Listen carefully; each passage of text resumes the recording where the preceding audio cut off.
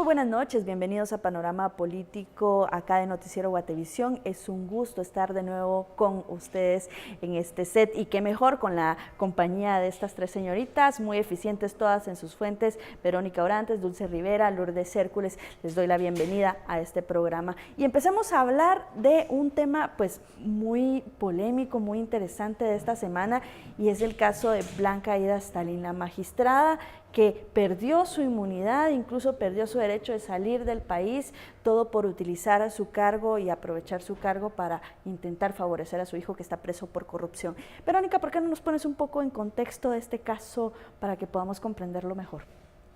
Bueno, yo creo que Blanca Aída Stalin ha estado en el ojo desde que fue nombrada como magistrada de la Corte Suprema de Justicia. Y en este momento principalmente ya por los señalamientos directos que hace el Ministerio Público de presentar un audio en el que se escucha claramente que le pide 6 veces al juez Carlos Ruano que beneficie a su hijo con una medida sustitutiva. Y esto lo hace acompañado siempre de decirle de que ella no haría algo en contra de la ley, pero sí lo cita a su oficina, digamos. Se ha hablado mucho de que qué madre no lo haría.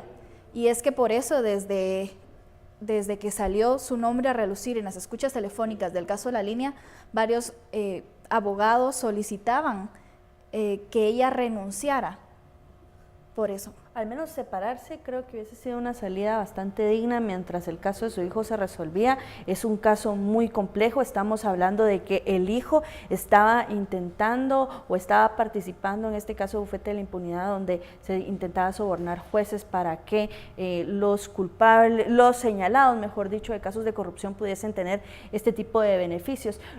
¿Tú la viste cuando llegó al Congreso a intentar convencer a los diputados a que no le quitaran la inmunidad y para permanecer en el cargo? ¿Cómo fue todo eso? Porque fue todo un drama. Se juró por Dios, se llevó el reloj de arena. ¿Qué pasó realmente, ahí? Primero había muchas suspicacias si realmente iba a llegar o no, porque teníamos el precedente de Charchal, que sí llegó y finalmente pues tuvo que renunciar al cargo, y el caso de Vladimir, que por no llegar a la pesquisidora principalmente renunció del cargo. Blanca Stalin, como dijeron por ahí, tiene un cuero de Danta, entonces llegó a la comisión pesquisidora, eso sí, acompañado de sus abogados, con una presentación, y que empezó principalmente a señalar a sus enemigos políticos. En ningún momento empezó a decir, miren, yo no hice esto. Empezó primero a que todo esto era una persecución en su contra, y lo que llevó fue a que jurara por Dios, que sacara el reloj de arena como una advertencia a los diputados, y también una actitud un poco complaciente de los mismos diputados, porque la dejaron que hablaran por más de hora y media sin hacerle mayor cuestionamiento. Lo único que le preguntaron fue que si había reunido con el juez. Ella tomó como unos 10 minutos para decir nada más que no se había reunido con él, que lo juraba, que simplemente era una acusación falsa, que el audio no era verídico, y empezó a alegar de todo. Ahora lo que pasa es que ella sigue en el cargo, y muchos se cuestionan si estando dentro del cargo, con inmunidad, presionó a un juez para que favoreciera a su hijo con una medida sustitutiva, ¿qué no hará ahora que sigue en el cargo sin inmunidad y que prácticamente va a ser sometida a la justicia? Entonces es ahí donde vemos la necesidad de depurar no solo a la Corte Suprema de Justicia, sino también a los otros organismos, pero que Stalin sea separada del cargo. Tiene que haber alguna medida a través de la Junta Disciplinaria del organismo judicial, porque no puede seguir en el cargo una magistrada y estarse presentando ante un juez de rango inferior a solventar su situación. Bueno, y vemos el caso también de toda la familia que está involucrada prácticamente en estos hechos, y a mí me llamó mucho la atención viéndolo desde algunos espacios, cómo cambió todo, porque vimos a la comisión pesquisidora por un lado muy complaciente, y cuando todos creímos que la comisión estaba intentando retrasar todo para que el pleno no le quitara la inmunidad, vemos cómo con 119 votos se la quitan. O sea, ¿qué pasó ahí? Que todo cambió de un ratito a otro. Hay presiones, vimos cómo el FCN estaba también indeciso en torno a qué decisión tomar. ¿Cómo podemos hacer esta lectura? Yo siento que es una brasa caliente, nadie quiere, y saben que al final de cuentas esto del antejuicio es algo más político que judicial. Es únicamente un trámite administrativo el que le tenían que dar. ¿Cómo hubieran quedado los diputados? O más bien, ¿cómo quedaron los diputados que no votaron a favor o que se ausentaron con tal de no votar? El caso de Puñalito, de Edgar Ovalle, que simplemente él dice tenía cosas más importantes. Yo digo, ¿qué será más importante que cumplir con su labor como legislador para el cual fue electo. A ver, Lourdes, Aya Stalin es todo un personaje, o sea, ella es un personaje, como bien lo mencionaba Verónica, desde que fue electa por los mismos diputados que ahora le han retirado la inmunidad. ¿Cuáles son las proyecciones o al menos qué es lo que se espera según has logrado reportear en tus fuentes? Bueno, por supuesto que este es un escenario, ¿verdad?, que voy a plantear ahora y que en cualquier momento podría cambiar, pero lo que veo, al menos a un corto plazo, es que Blanca Stalin no va a renunciar a su cargo de magistrada, incluso ahora que perdió la inmunidad y que eventualmente el Ministerio Público y la CICIG podrían plantear ya una acusación formal en contra de ella y que ella estuviera sindicada por este caso. Veamos que este proceso llegaría a manos del juez Maynor Moto. Recordemos quién es Maynor Moto. Es el juez que se ha caracterizado y que ha sido cuestionado precisamente por beneficiar a muchos poderosos. Estamos hablando del caso de Arnoldo Medrano. Él fue el juez que le redujo de 5 delitos por el caso de vivienda digna a un solo delito.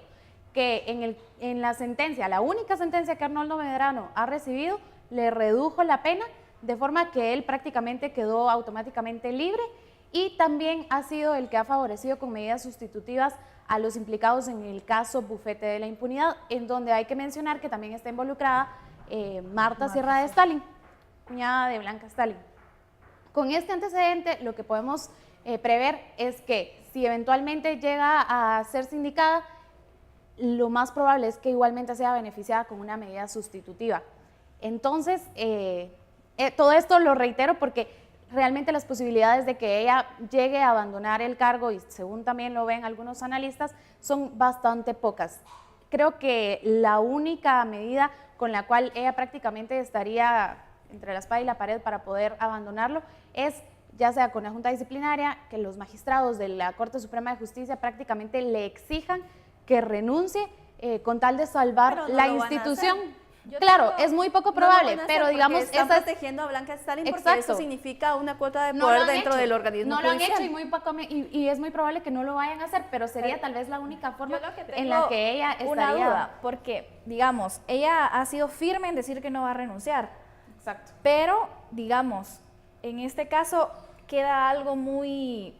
Si ella renuncia, podría parar la elección de presidencia, que vemos que ya han tenido 2 intentos, y creo que si el hecho es paralizar y detener la elección, su renuncia podría ser clave. Creo simplemente ausentarse. Creo que muchas cosas están en juego también, porque vemos también esos mensajes encontrados. Por un lado, el mensaje de que se le está entrando duro al tema del organismo judicial y que realmente estamos todavía en el intento de esa depuración, y por el otro lado, el panorama que nos planteaba Lourdes, que simple y sencillamente no va a pasar nada, se van a cumplir ya 2 años, por ejemplo, en el caso La Línea, y vemos que tampoco van avanzando las cosas. En el caso Aguamatitlán, que también vemos cómo van saliendo más sorpresas, y eso pinta a que los procesos se atrasen más. Entonces, como que hay varios mensajes, tanto el que tú planteas, que es otra cosa que vamos a seguir platicando en el próximo bloque, que es esta elección de la Corte Suprema de Justicia y toda la polémica que hay alrededor, y también la participación de Blanca Stalin en esto, porque ya tiene mucha cuota de poder ahí en el organismo judicial.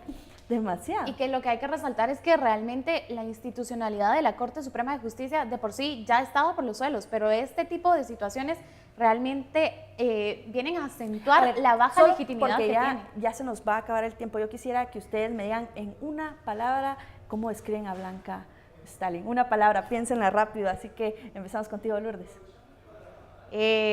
Un poco de cinismo, sí, cínica.